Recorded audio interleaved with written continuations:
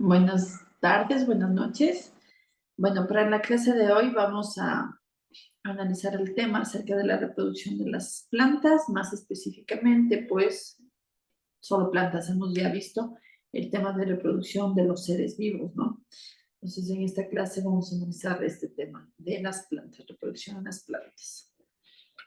Es importante conocer que los tipos de reproducción en las plantas pues pueden ser a nivel asexual y también a nivel sexual, ¿sí? Cuando hablamos de el tipo de reproducción asexual, se refiere a un proceso muchísimo más rápido versus la reproducción sexual.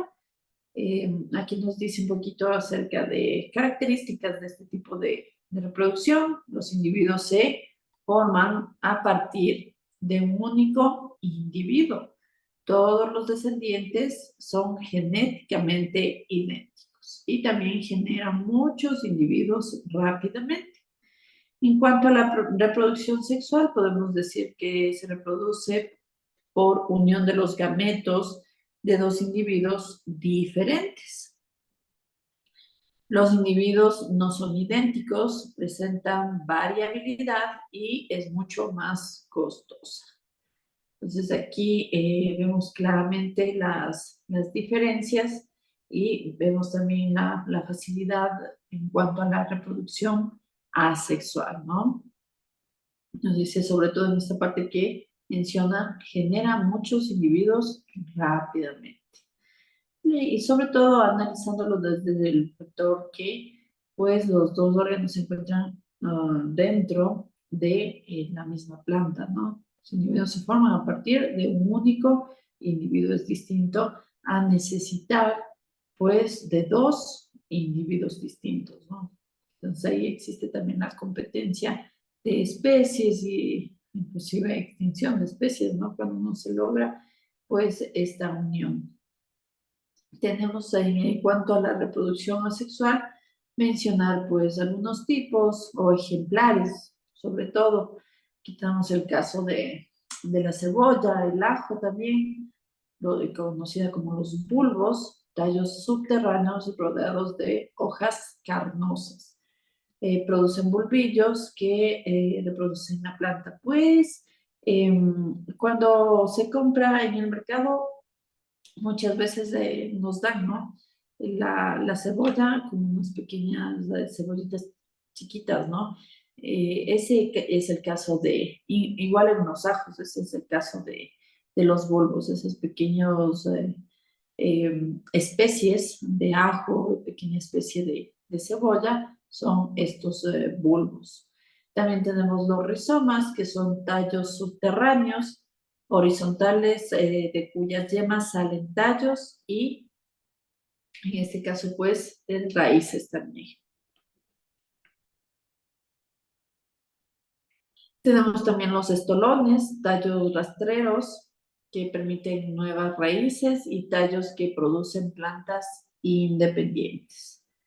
El caso de los bulbilos, yemas en los bordes de las hojas que caen al suelo y se enraizan. Entonces, desde este proceso de reproducción asexual, con las características y los ejemplares, vemos que pues se ejecuta de manera muy sencilla pues la formación de un nuevo individuo. Es como el caso que analizábamos también a nivel de la reproducción en los animales, por ejemplo, el caso de la estrella de mar, que decíamos que se rompe cierto fragmento de un brazo de la estrella de mar y ese fragmento que se ha roto a su vez va a generar un nuevo individuo, una nueva estrella de mar y la estrella de mar que pierde ese fragmento se va a regenerar. Entonces, son en cuanto a características parecidas por la facilidad de formar un nuevo individuo. Por acá también podemos mencionar acerca de la reproducción asexual también. Apomixis, reproducción asexual por medio de semillas, sin meiosis ni fecundación, o sea, es un proceso súper rápido, ¿no? Los individuos son genéticamente idénticos a la madre al producirse la dispersión de las semillas, no compite con ellas. Tenemos aquí la parte de la micropropagación. Vamos a ponerle acá. Micropropagación. Vamos a ver en qué consiste. Pues en tomar células de la planta, preferiblemente meristemáticas, que se encuentran en las yemas. ¿Cuáles eran las células meristemáticas? Ya habíamos analizado un poquito acerca de los tejidos de las células en las plantas y pues de crecimiento, ¿no? Estas células son de crecimiento. Nos dice que se encuentran en las yemas. Acá menciona que en el laboratorio programamos esa célula para que forme tallos. Luego multiplicamos esos tallos y una vez se define la cantidad de plantas que necesita el productor. Aplicamos un programa de enraizado, es decir, cambiamos las condiciones hormonales para que forme raíz. Una vez que la planta está completa y que puede absorber nutrientes por raíz, pues la traemos al invernadero. La micropropagación permite la reproducción de miles de plantas por metro cuadrado y tiene la ventaja de, si el ejemplar madre es sano, todas las plantas que se originen a partir de él son sanas. Ya son genéticamente, ya sea pues que genéticamente son similares, esto asegura la homogeneidad de la producción. Es bastante interesante tomar en consideración esta parte de la micropropagación, tomando en cuenta que se lo puede realizar inclusive a nivel de laboratorio y luego llevarlo pues a nivel de campo, que sería en la parte de los invernaderos. Con eso se mejora también la producción, pues nos está garantizando que si una planta madre es genéticamente pues sana, vamos a tener especies hijas completamente sanas, ¿no? Entonces, con ello también es una práctica bastante actual, hoy en día se la realiza y que no necesita de mayor cuidado en sí, ¿no? Tomando simplemente el conocimiento de cómo funcionan las plantas a nivel de su reproducción asexual.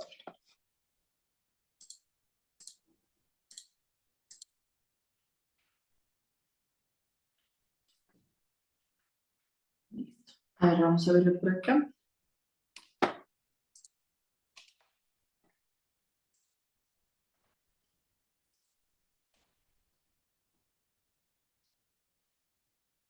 Entonces, como ya analizamos, pues es una práctica bastante sencilla y sobre todo fácil, ¿no? En cuanto a la reproducción sexual. Inclusive nos decía que no necesita de meiosis la reproducción asexual. Aquí podemos ver acerca de la reproducción sexual.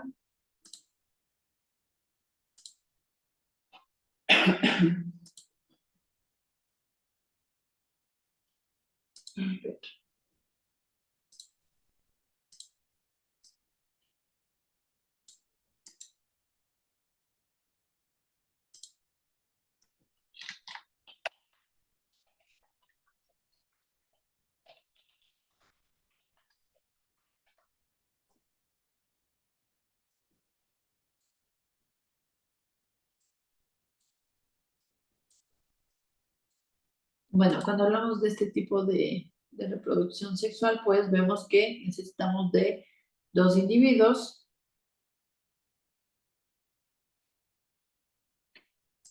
Aquí sería el esporofito.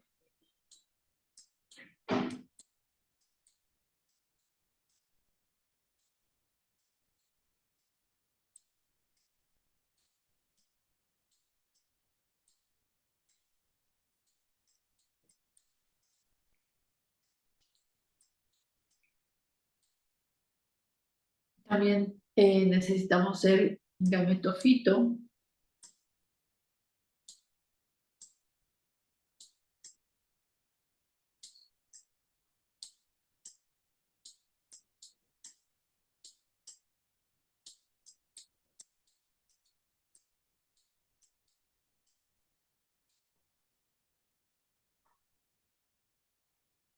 que pues tiene que ser diploide.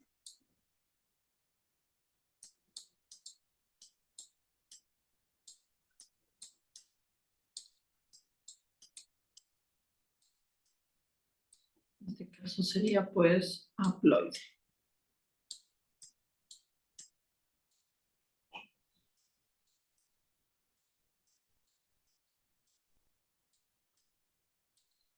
Listo. Entonces vemos un poquito de la teoría en cuanto a sus características. Hablar de este esporófito, pues, es tomar en consideración que produce medioesporas.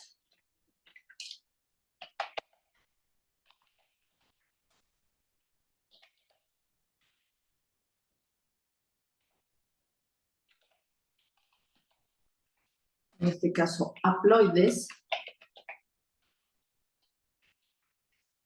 que dan lugar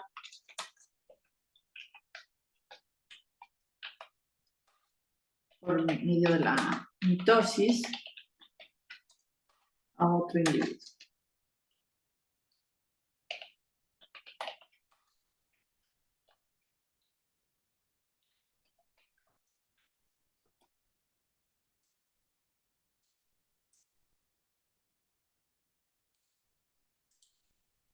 Y cuando hablamos del término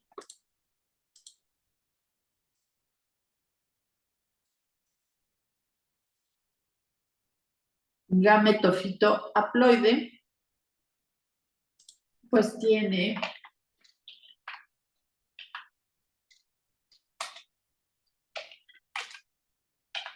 gametangios,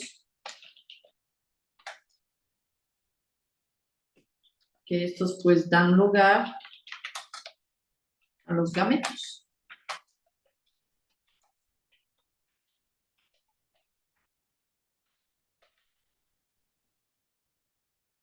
Cuando hablamos de estos gametofitos haploides, pues son la función de estos, pues forman un cigoto que da lugar a un nuevo esporófito. Entonces es importante tomar en consideración cuál sería esa funcionalidad de un gametofito, dar pues la formación de un esporófito.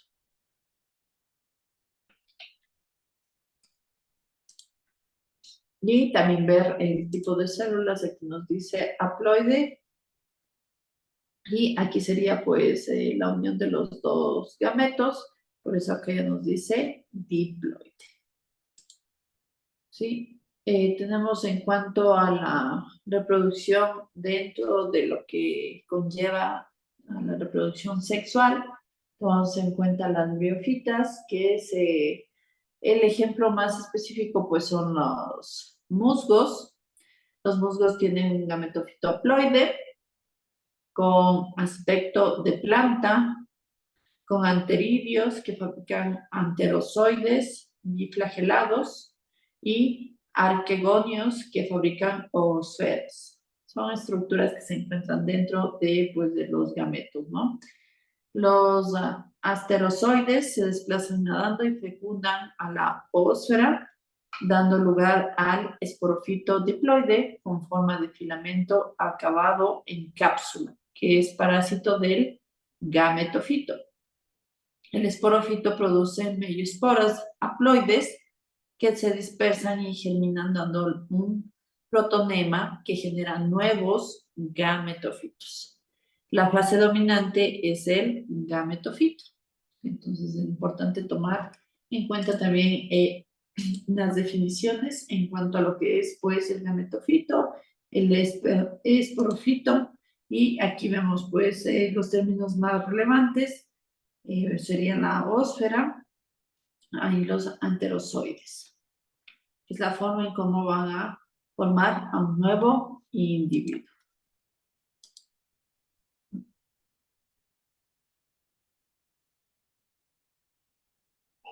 Ahí podemos observar en este proceso de reproducción en las briofitas, los musgos, ya se observa pues un proceso un poquito más complejo en comparación a la reproducción asexual. estamos observando, pues, bueno, aquí está en inglés y parece que no se ve también, pero bueno, tomamos en cuenta dentro de cada uno de las fases, que obviamente es un proceso largo, la unión, ¿no? De cada uno de los gametofitos, que eran los, en este caso, pues era, a ver, ahí estaba el nombre de anterozoides y la ósfera, ¿no? Que se van a unir cada uno de estos gametos por el proceso de meiosis para dar, pues, un nuevo esporófito, que sería pues un nuevo individuo, es decir, un nuevo individuo diploide, células diploides.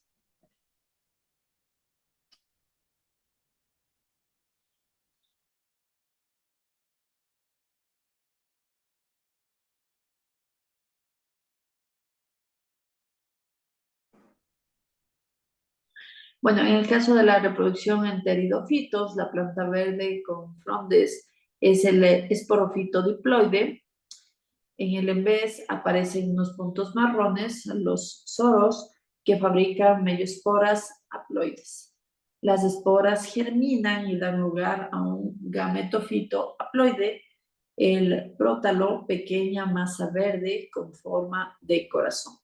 En su cara inferior se forman los arquegonios y anteridios que fabrican gametos.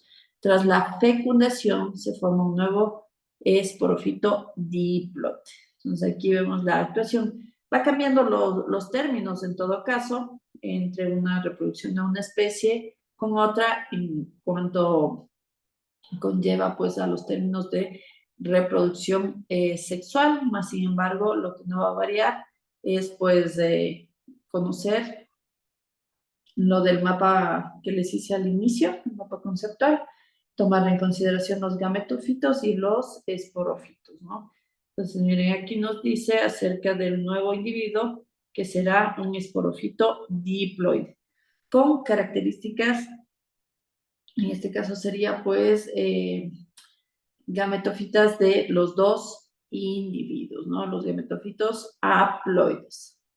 Aquí nos menciona acerca de los arquegonios y los anteridios. Listo. Entonces aquí también podemos observar una pequeña imagen que pues está un poquito borrosa, no se le ve también. Sin embargo, nuevamente se observa este proceso. Vamos a verlo un poquito para que distingan.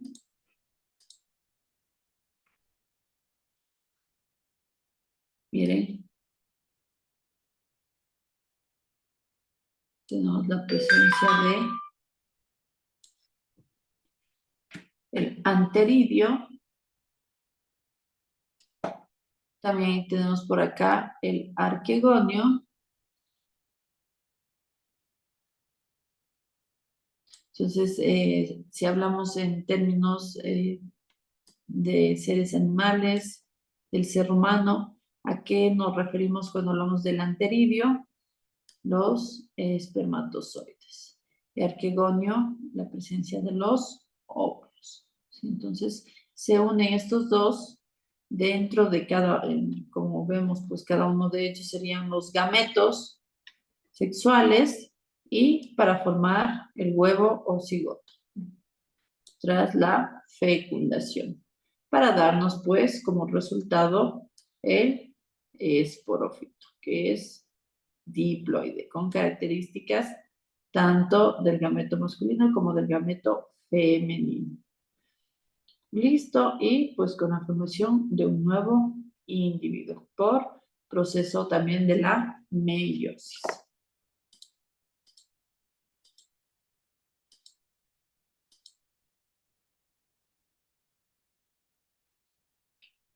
Que tenemos en la reproducción en las gimnospermas, el esporófito produce las miosporas haploides en conos masculinos y femeninos. Los conos masculinos producen microsporas haploides, que por mitosis forman el grano de polen, que es el gametofito masculino.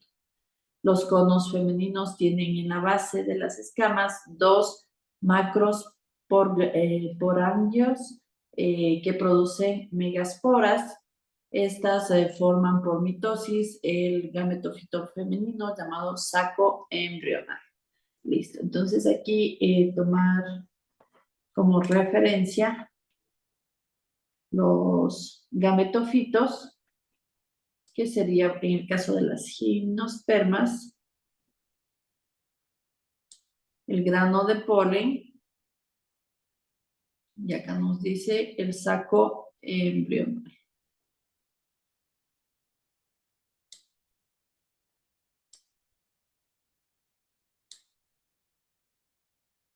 Tenemos el saco embrional. ¿Listo? Para darnos pues el esporófito. Los conceptos, los términos pues van variando en cuanto a la especie, ¿no? Pero vemos que el proceso termina siendo pues el mismo. En el caso de esta reproducción en gimnospermas, el gametofito femenino, un grupo de células, forma el endospermo, tejido nutritivo, y las células más cercanas al micropilo se convierten en arquegonios que contienen la ósfera. El grano de polen se disemina por el viento. Al llegar al primordio seminal, desarrolla el tubo polínico que penetra por el micropilo.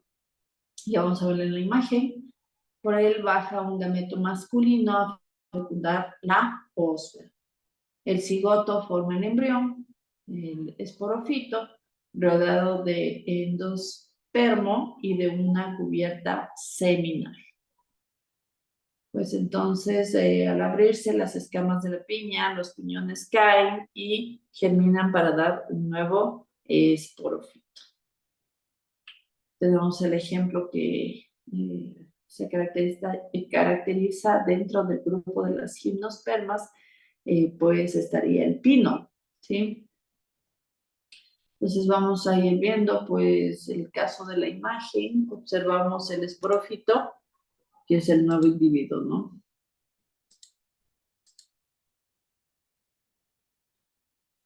En la fase del esporófito de este nuevo individuo, vamos a iniciar con su análisis. Aquí tenemos la presencia de los conos polínicos, ¿sí? Esto sí hemos observado cuando estamos cerca de estas especies de los pinos, y vemos que tenemos la presencia del óvulo. Aquí tenemos, miren, el término megasporangio. Entonces, dentro de este se produce la meiosis y tenemos la célula germinativa, que se conocería como masculina, es el grano de polen, que tiene que unirse a la parte femenina, que sería pues la ósfera. Aquí nos dice también la presencia del arquegonio. Entonces, al unirse la ósfera como el esperma que está dentro de este grano de polen, forma al nuevo esporofito, que sería el esporofito joven, ¿no? Para posteriormente formar un nuevo esporofito, pero ya desarrollado totalmente. Listo, vemos nuevamente el caso de los términos gametofito y el esporofito.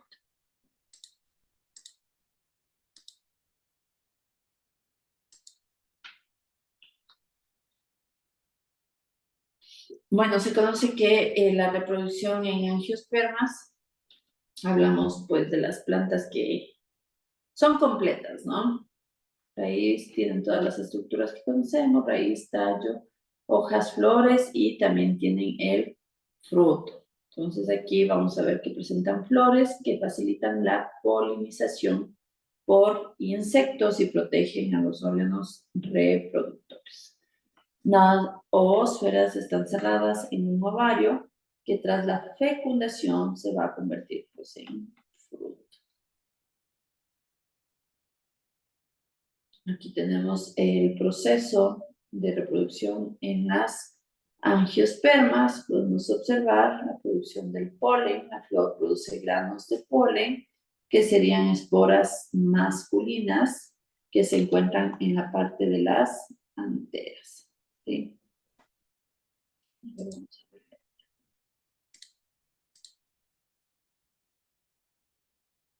que ya le tenemos más desarrollada esta estructura.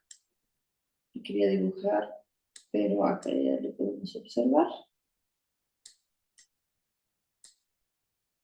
Parte de las anteras, ¿no?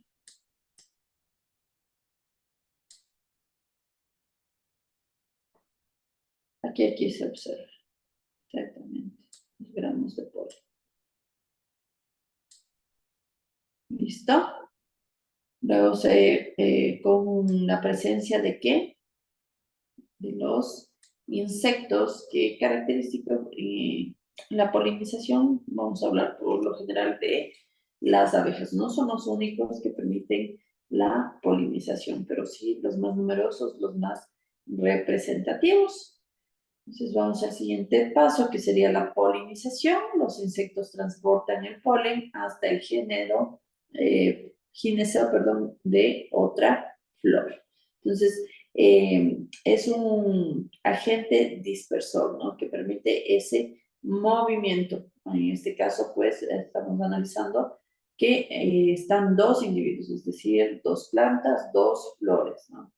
Entonces, de esos granos de polen, por la presencia de las abejitas, se movilizan en las patas, en las patitas de estos insectos, pues se incrustan los granos de polen, y cuando van a alimentarse estas abejitas de otra flor, pues en sus patitas, al posarse en la flor, lo hace inconscientemente, pues ese desprendimiento en su cuerpo de estos granitos de polen, ¿no? Entonces, como nos dice aquí, hasta que llegue al gineceo de otra flor.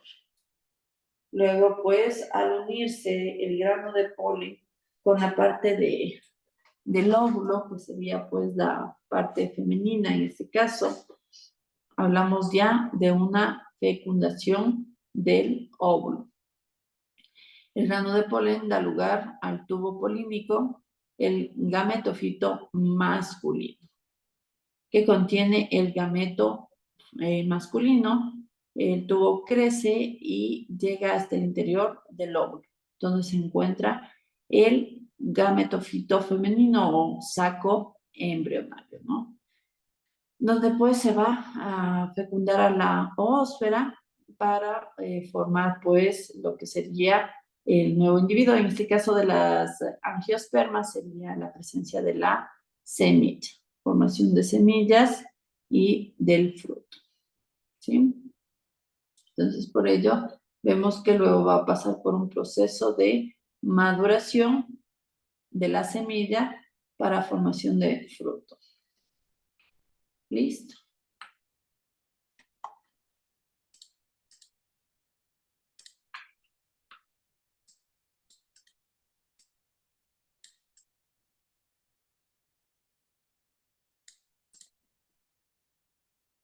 Aquí ya le podemos ver mejor acerca de las partes de la flor. Vemos la presencia de los pétalos. En las anteras veíamos que teníamos los granitos de polen, los estambres también. Tenemos la presencia del carpelo, que sería la unión entre la antera con el estambre, el filamento, sépalos, el ovario, los óvulos, el estilo y el estilo. Entonces, prácticamente vamos analizando poco a poco estas partes importantes de una flor angiosperma. Los sépalos forman el cáliz, que son de color verdes modificadas. Tenemos los pétalos, forman la corola, hojas coloreadas. Los estambres, aparato reproductor masculino, formado en este caso por los filamentos y las anteras productoras de polen, donde se encuentran los granitos de polen. El pistilocarpelo, pues aparato reproductor femenino. Aquí lo podemos ver en la imagen, ¿sí?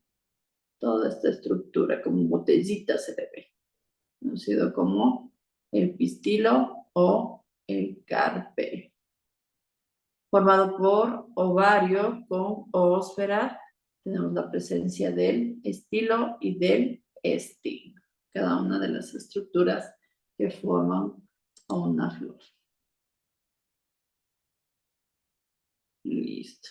Bueno, ya les expliqué en esta imagen de acá cuál eran las fases para la formación, pues, de ese nuevo individuo.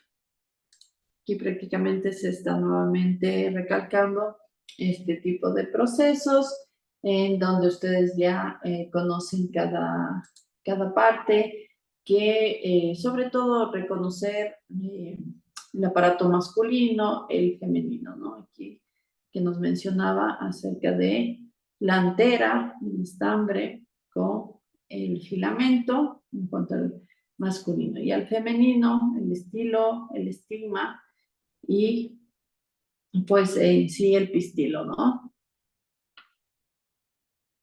Recordando que hablar de estos gametos, gametófitos, hablamos de órganos que corresponden, pues células en sí, que corresponden a células haploides, ¿no? La formación ya del fruto, de la semilla del fruto, hablamos ya de un esporofito, es decir, de células diploides, porque ya existe esa unión, esa fecundación para la formación de un cigoto.